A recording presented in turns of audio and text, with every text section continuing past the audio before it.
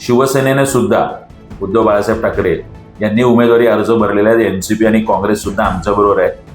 लवकरच कोणी किती जागा लढवल्यात आणि कोणी किती जागा निश्चित केल्यात याचं पुढच्या 1-2 दिवसात पत्रकार परिषद घेऊन आम्ही जाहीर करणार. नवी मुंबईमध्ये सुद्धा शिवसेना, उद्धव बाळासाहेब ठाकरे आणि महाराष्ट्र नवनिर्माण सेना अशी युती झालेली आहे. आम्ही 31 जागांचे साठी आतापर्यंत फॉर्म भरलेले आहेत. आज त्याची छाननी आणि स्क्रुटिनी येईल.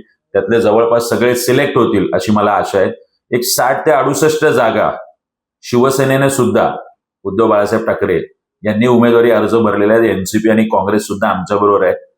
लवकरच कोणी किती जागा लढवल्यात आणि कोणी किती जागा निश्चित केल्यात याचं पुढच्या 1-2 दिवसात पत्रकार परिषद घेऊन आम्ही जाहीर करणार आहोत. हे मला कळत नाही बघ, कोण मूळ भारतीय जनता पक्षात आज आहे.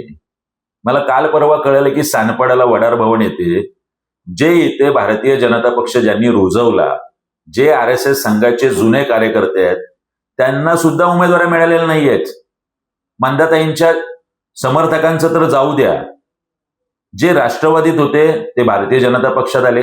भारतीय जनता पक्षातून संदीप नाईकांबरोबर परत राष्ट्रवादीत गेले, परत उमेदवारी घेतात, विधानसभेला पडतात आणि परत भारतीय जनता पक्षात येऊन तिकीटं घेतात. स्वतःच्या घरात 2-2, 3-3 तिकीटं घेतात. हा विचार आता नवी मुंबईमध्ये भारतीय जनता पक्ष आणि RSSच्या जुन्या जाणत्या कार्यकर्त्यांनी केला पाहिजे.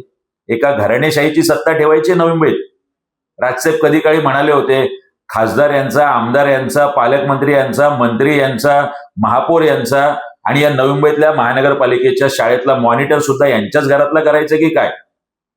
त्यामुळे हा अंतर्गत वाद हा त्यांच्या पक्षात जरी असला तरी बीजेपी आणि RSSच्या जुन्या कार्यकर्त्यांनी सुद्धा यावेळी विचार करणं गरजेचं आहे की एका घराणेशाहीच्या हातात ही सत्ता द्यायची, ही नवी मुंबई द्यायची की सुशिक्षित तरुण उमेदवार, जे होतकरू उमेदवार आहे विविध पक्षातले, महाराष्ट्र नवनिर्माण सेनेतले, शिवसेनेतले, उभाटामधले, यांना संधी द्यायची.